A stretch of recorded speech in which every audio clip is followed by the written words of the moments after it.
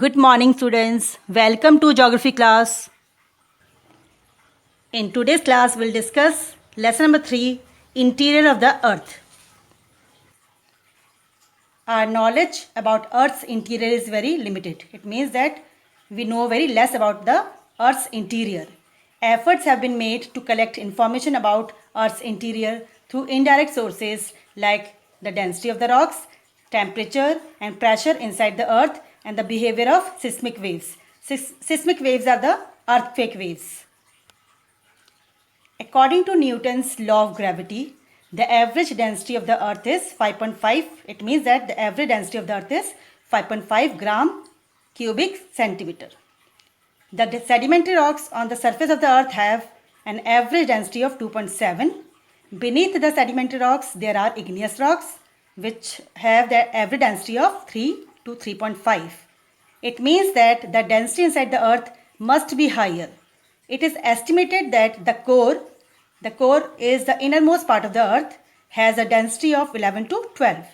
As we go inside the earth, the density increases due to two reasons. Number one, due to pressure of the upper layers, and number two, because the interior has heavy metals. As a result, the density and the pressure both increases inside the earth. As we go inside the earth, the temperature also increases. The volcanic eruptions, the hot springs, the geysers, they confirm this fact that the earth's interior is very hot. Here we can see that the earth is divided into three concentric layers. The outer part of the earth is called the crust, the central part is called the mantle, and the inner part is called the core. Let us now discuss the objectives of the chapter. Number 1, to understand about the structure of the earth. Number 2, to understand the three layers of the earth. Number 3, to understand the density and the pressure of the three layers of the earth. Number 4, to understand the temperature conditions inside the earth.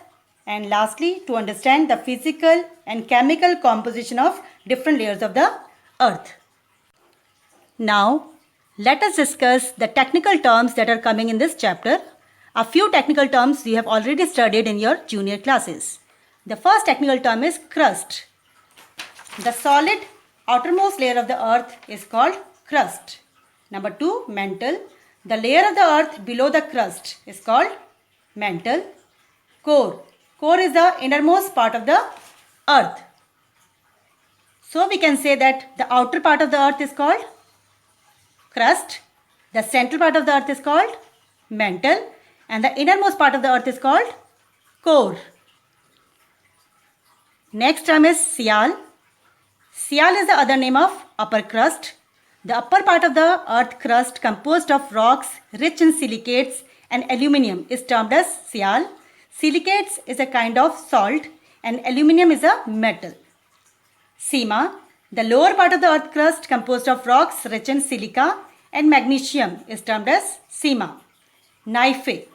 The earth's core, which is composed of nickel and iron, is termed as gneiss. Seismology. Seismology is the science of earthquakes. Next term, asthenosphere.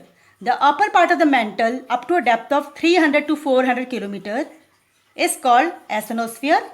Here the rocks behave both as plastic solid and elastic solid. Means here mostly the rocks they lie in liquid form. Mohorovičić discontinuity.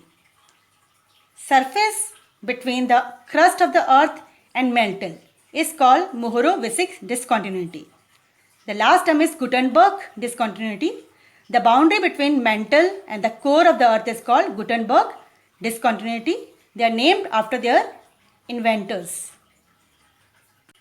Now, let us discuss about the internal structure of the earth in detail. The earth is divided into three layers. The uppermost part of the earth is called crust, which is further divided into two parts. The upper part is called sial and the lower part is called sima. Second layer is mantle. It is also divided into two parts. Upper part is called upper mantle and the lower part is called lower mantle. The innermost part of the earth is called core. The outer part is called outer core and the inner part is called inner core. let us discuss crust in detail. The thickness of crust is about 6 km to 35 km. It is composed of mainly 3 minerals: silica, aluminum and magnesium. Its density is very less. It is 2.75 to 2.9. It is solid in state. The average density of the lower part of the crust is 1000 degree Celsius. Mantle.